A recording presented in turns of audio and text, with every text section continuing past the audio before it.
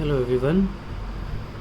ये हम measures of central tendency के ही पार्ट का चैप्टर को कंटिन्यूएशन कर रहे हैं। अभी हमने मीन कर चुका है, पार्ट 1 पार्ट 2 में वीडियोस भी अवेलेबल है। हमने मीडियन कर लिया है। अब हम आ रहे हैं एक और पार्ट में जिसको हम लोग बोलते हैं क्वार्टाइल। अच्छा, क्वार्टाइल नाम से हमें क्या लगता है?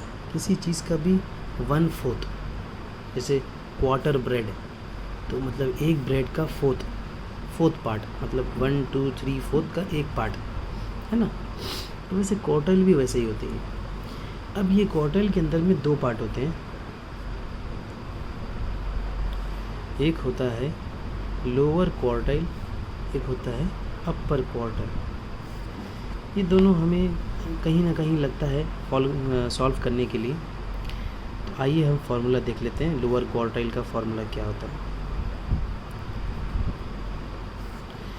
लोअर क्वार्टाइल का फार्मूला अगर ऑड है तो क्या है और इवन है तो क्या है। तो जब ऑड है तो मेरा वैल्यू क्या होगा?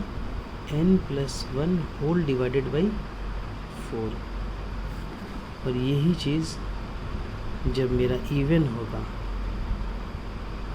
तो इसका फार्मूला क्या हो जाता है? सिंपल सा n/4।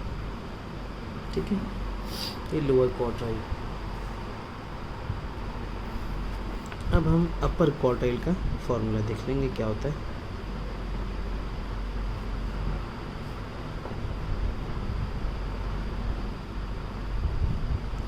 इसमें भी 2 पार्ट है, ऑड या इवन। जब ऑड है तो फार्मूला देखिए क्या है? 3 × n+1 होल डिवाइडेड बाई 4। ये हमारा ऑड का हो गया। इसी में ही हम इवन का देख लें, अपर क्वार्टाइल, तो ये है 3 × n/4। ओके बच्चों,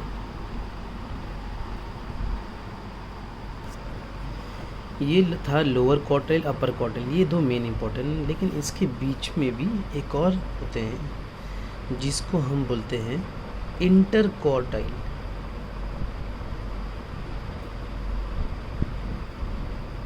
range, inter quartile range simply क्या होता है?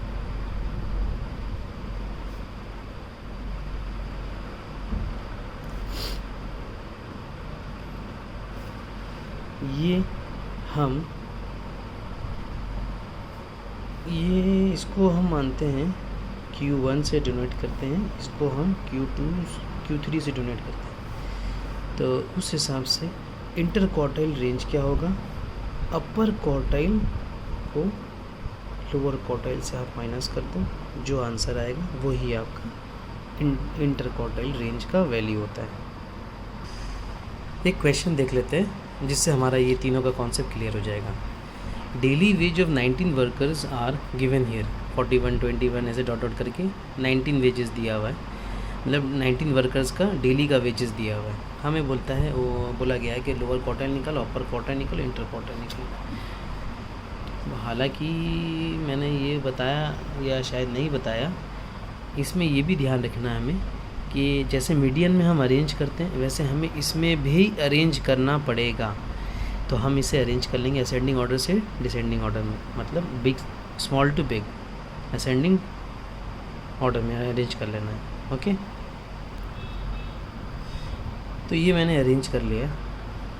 सबसे छोटा 21, फिर 23 25 26 27 डॉट डॉट डॉट डॉट करते करते 45 47 53। ठीक है, तो ये मेरा 19 वर्कर्स का डेली वेजेस है। इसको हमने अरेंज कर लिया। तो सबसे पहले बोला गया है कि लोअर क्वार्टाइल निकालो। तो चलिए, लोअर क्वार्टाइल का फार्मूला क्या था? ये 19 है। n जब 19 है माने ये मेरा ऑड है, तो हम ऑड वाला फार्मूला लगाएंगे। क्वार्टाइल का ऑड वाला फार्मूला क्या था? लोअर क्वार्टाइल का ऑड वाला फार्मूला क्या था? n+1/4 term.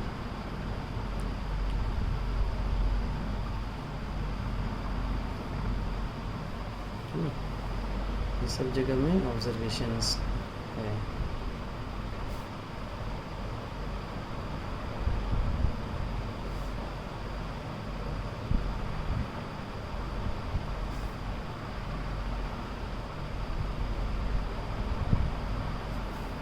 ठीक है।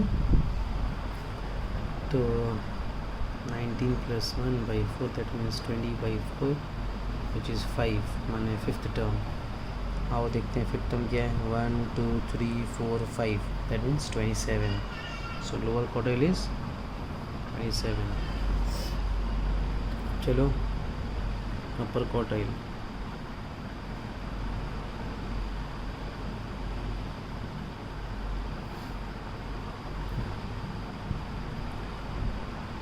अपर क्वार्टाइल का ऑड वाला फॉर्मूला क्या था? बस n + 1/4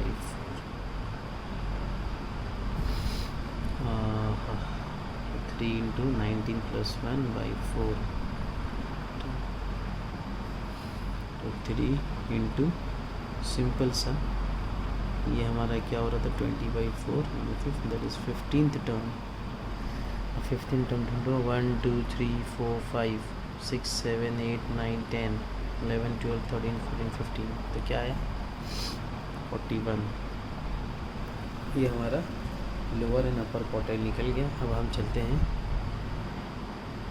इंटर क्वार्टाइल, जो ये दोनों के बीच का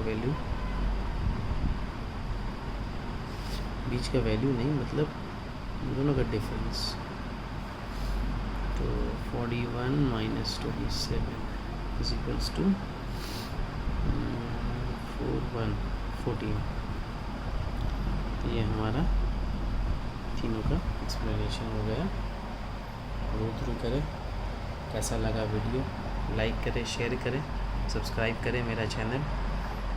thank you, thanks a lot, bye everyone.